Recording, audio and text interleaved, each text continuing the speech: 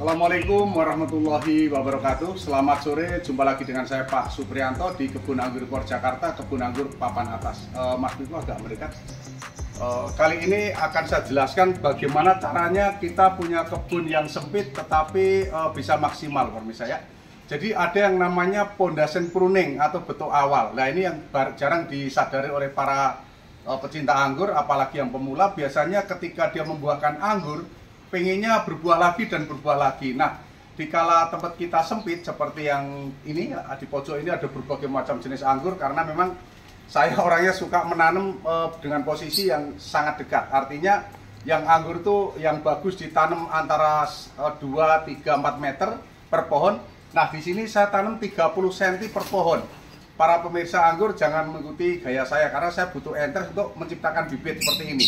Nah, entres yang saya hasilkan saya cetak menjadi bibit yang siap jual seperti ini. Jadi para pemirsa jangan ikuti gaya saya. Yang bagus adalah jarak anggur menanam itu 2, 3, 4 meter ya, 2 meter per pohon, 3 meter per pohon gitu. Disesuaikan dengan tempatnya.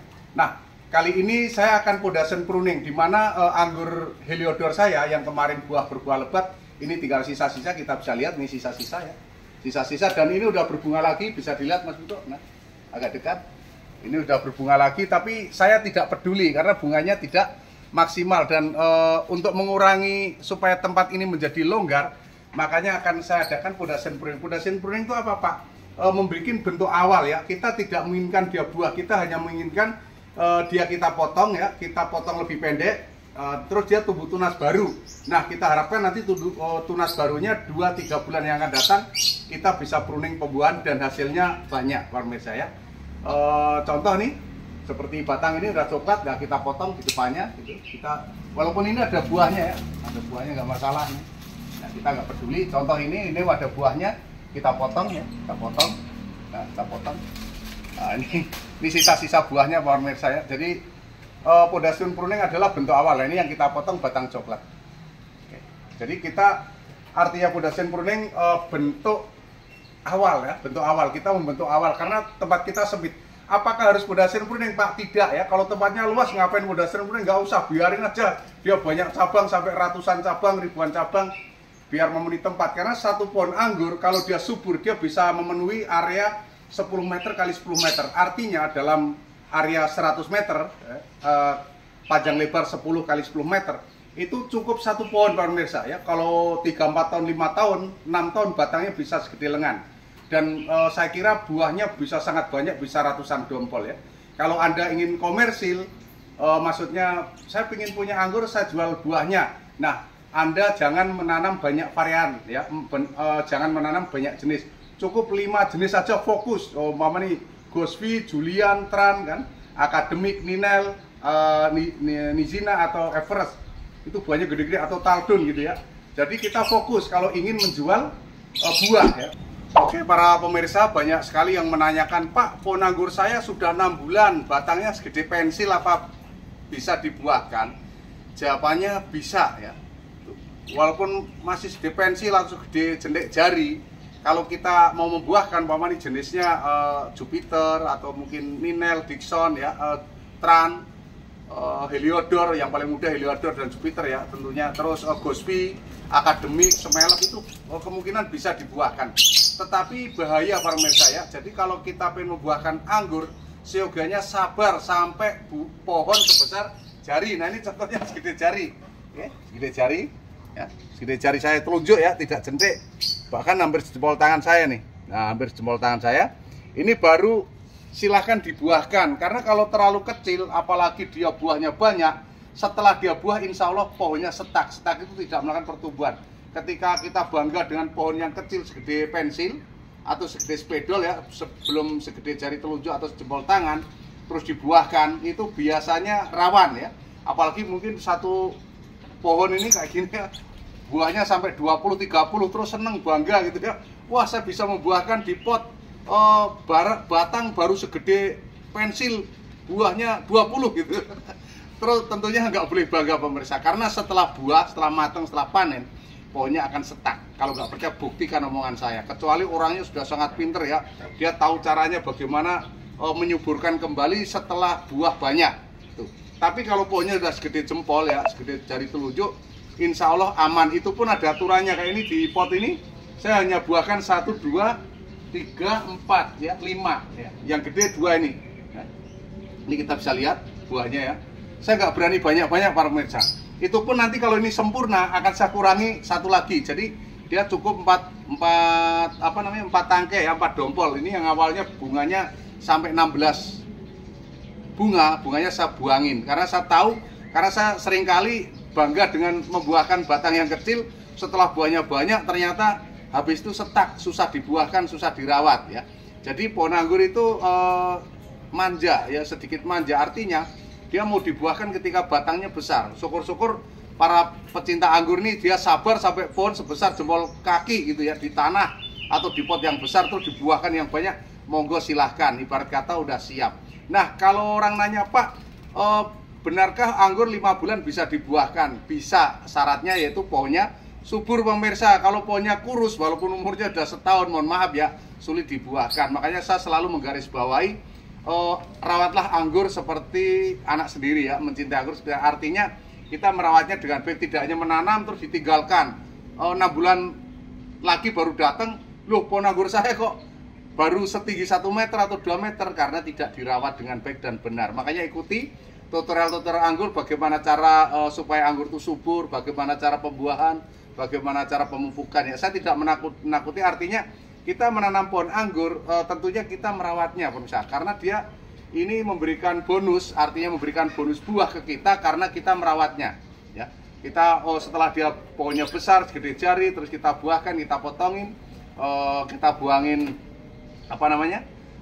kita buangin tunas airnya yang tidak tunas air yang tidak potensi, terus kita tunas air yang potensi besar-besar kita buangin tunas airnya juga, baru kita potongin, nanti dia akan keluar buah ya. Itu sangat gampang sekali. Nah, ini kita contohkan.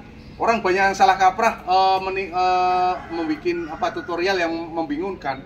Artinya pohon pertama Pak pemirsa ya, itu namanya disebut batang primer. Itu hanya penyebutan aja ya.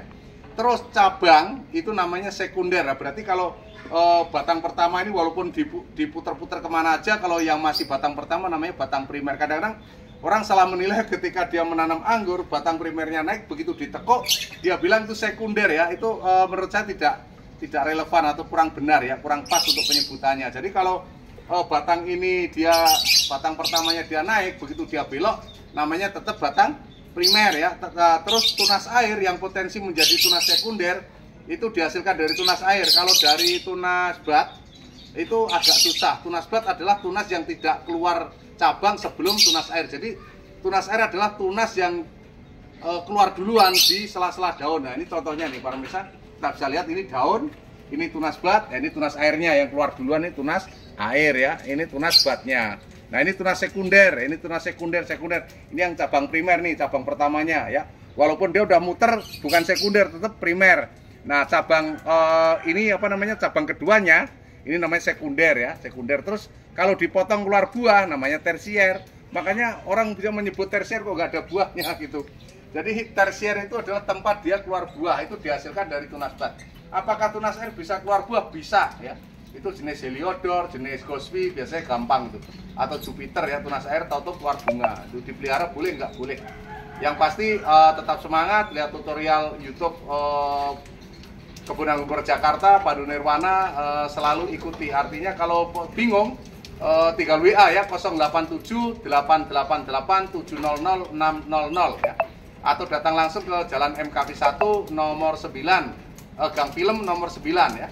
RT 02 RW 04 Jagakarsa, Jakarta Selatan. Mapnya Kebun Anggur Impor Jakarta. Nah, para pemirsa ya, ini tadi tutorial tentang bagaimana cara membuahkan anggur, mau sistem tralis, mau sistem para-para. Kalau ini tralis melingkar di dalam pot ya, atau tralis depan rumah. Tralis itu pagar, para pemirsa ya, ini jenis pagar. Nah, ini bentuknya kayak pagar ya, seperti ini. Terus saya sarankan dibuahkan ketika minimal batangnya segede jari telunjuk, atau bagusnya sejempol, bagus lagi sejempol kaki, bagus lagi kalau sabar segede lengan ya. Itu 3 tahun baru dibuahkan. Tentunya kalau orang sudah sangat dewasa, sudah sangat siap untuk dibuahkan.